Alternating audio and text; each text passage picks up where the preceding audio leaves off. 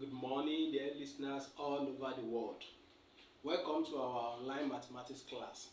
This morning we are going to work on set, and subtopic is going to be definition of set. So when we are talking about set, what is set?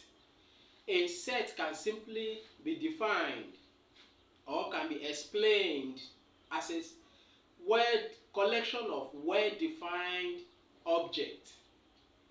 Collection of well-defined objects in the sense that let's have this as an example. A student mathematical set is a typical example of collection of well-defined objects. And also in a mechanic shop, all the tools they are using to carry out their mechanic work is an example of set. In a carpentry shop, all their tools they normally use, there is also a typical example of set. And when we now have set under mathematics, a set can be denoted with capital letters, while the members of a set or element of a set will be represented by small letters. Let's now have it on the board. A set is a collection of well-defined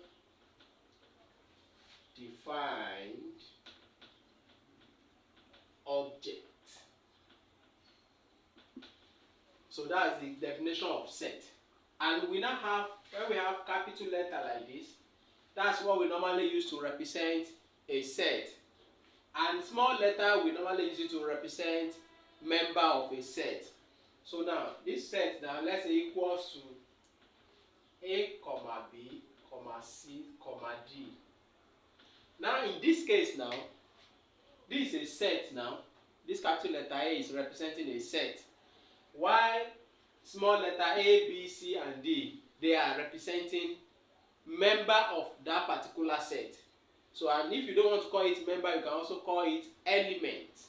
So they are representing the set like that. So this is another example. B equals to 1, 2, 3 and 4. This is another example of a set. This capital letter B now is a set, while 1, 2, 3 and 4, they are members of that particular set, or we can also call it element of that particular set. So when we now have it like that, so we now have membership under set. So what do they mean by membership now? In this case now, when you look at what we have on the board, we have set A, these are the members now. We have set B, these are the members. So we now have our own way of writing it mathematically. So now as we have A to be a member of this set A, it will now be small letter A is a member of set A. That's how to write it. It means this small letter A is a member of set A. Also, small letter B is a member of set A. Small letter C is a member of set A. And small letter D is a member of set A. Are we together now? Now we now also have B, which is 1 is a member of set B. That is, 1 is a member of set B. 2 is a member of set B. Are we together? So that's for membership. So now for us to now be able to identify non-membership now, we will now represent it to be like this. As we have A here to be a member of this, so which means A is not a member of set B. So it will now be A, then this is the symbol for non-membership now. Member of set B. And 1 is not a member of set what? Set A. So that's how to do it. So this one is representing membership, while this one is representing not membership.